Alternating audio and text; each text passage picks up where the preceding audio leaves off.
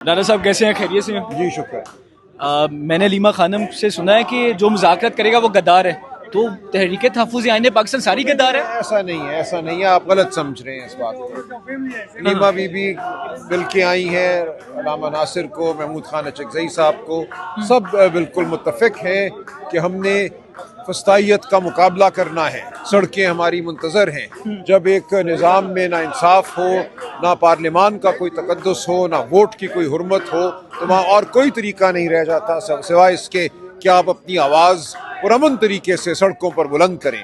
तो ये होगा इंशाअल्लाह। लेकिन इस दौरान अगर जो निज़ाम पर मुसल्लत हैं जो लोग, जो अवाम की राय के चोर हैं, डाकू हैं, वो होश के नाखून लेते हैं और इस्लाह की जानिब बढ़ना चाहते हैं, तो वो बात करें। खान साहब ने अल्लामा नासिर को, अचकज़ई साहब को इख्तियार दिया है कि उसूल की सतह पे बात करें।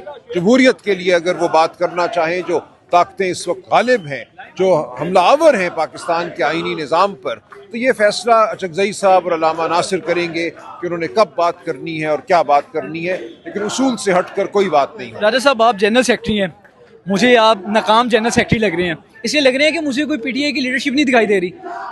केपी सीएम पंजाब में आते हैं, यहाँ तो तमाम एमपीए साथ होने चाहिए थे, तमाम लोग होने चाहिए थे, लेकिन यहाँ तो कोई नजर नहीं आ रहा। नहीं, ऐसी बात या फिर आपसे मुशावरत नहीं हो रही?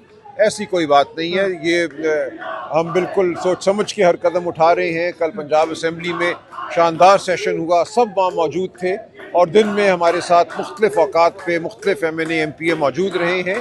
यहाँ जो फस्तायत है, जिस तरह लोगों के घरों को तोड़ा गया है, अकरम उस्मान की मिसाल आपके सामने है। 2 साल कस्टडी में रहे, बाहर आए, उनको खान साहब ने लाहौर का सदर मुकर्रर किया। 22 नवंबर को उन्हें उठाया जाता है नाहक MPO में बगैर किसी जुर्म के, उन पे कोई इल्ज़ाम भी नहीं और 1 माह उनको जेल में रखा जाता है। अगर मैं सादा सा समझना चाहूँ कि सुहेल अफरीदी के आने का मकसद क्या था, तो मुझे बता सकते हैं वन लाइनर क्या मकसद है? कुछ लोग तो मुफाहमत कह रहे हैं, शायद कोई लीडरशिप के मुज़ाकरात, कुछ इस तरह का कुछ है। ऐसा कुछ नहीं है। सुहेल अफरीदी आए हैं अपने दोस्तों को मिलने, अपने रफ़क़ा को मिलने। आज हम सारा दिन गए हैं शाह महमूद कुरैशी साहब के घर, डॉक्टर यास्मीन राशिद के घर, सेनेटर एजाज चौधरी के घर। हम अभी हमाद अज़हर साहब की तरफ जाएंगे, हमें इजाज़त नहीं दी गई उमर सरफराज चीमा साहब के घर जाने की। तो ये मकसद है कि तमाम जो उनके रफ़क़ा हैं, यहाँ उन्होंने महीने गुजारे हैं जमान पार्क के बाहर पहरा देते हुए। सुहेल अफरीदी ने खुद वो इस ज़मीन पे सोए हैं, बाहर गली में सोए हैं, बाहर मैदान में सोए हैं।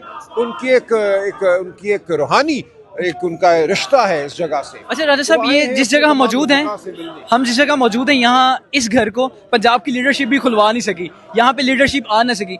आज इसका मतलब है कि स्ट्रीट पावर शुरू हो गई है, स्ट्रीट मूवमेंट स्टार्ट हो गई है कि ये घर खुल गया? नहीं, ये घर कानूनी तौर पे बंद नहीं था।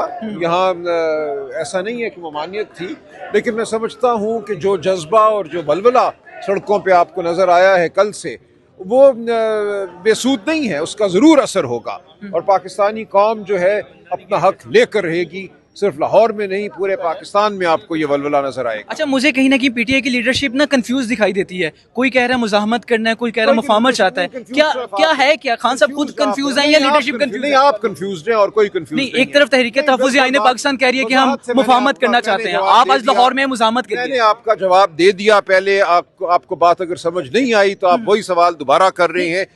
मैं इसलिए कह रहा हूँ तहरीक तहफ़्फ़ुज़ आईन पाकिस्तान तो मुफाहमत चाहती है ना, आज लाहौर में आके तो आप मुजाहमत कर रहे हैं। कोई किताब शाह पढ़े जाकर आप जो है ना थोड़ा सा अपनी इस्तात पे इजाफा करें। हम बड़ों से नहीं सीखेंगे तो किससे सीखेंगे? चलिए, किताब तो बात की बात है, मुझे सादा अल्फाज में समझाने ताकि मुझे समझ आ सके। जाके अगर रिकॉर्ड किया है तो सुन ले, दोबारा रिकॉर्डिंग को सुन ले। पूरी बात हो गई है। बार बार मैं एक ही सवाल का जवाब बार बार नहीं दिया जाएगा। पूरी बात मैंने कर ली, आप सुन लीजिएगा। चलें, थैंक यू।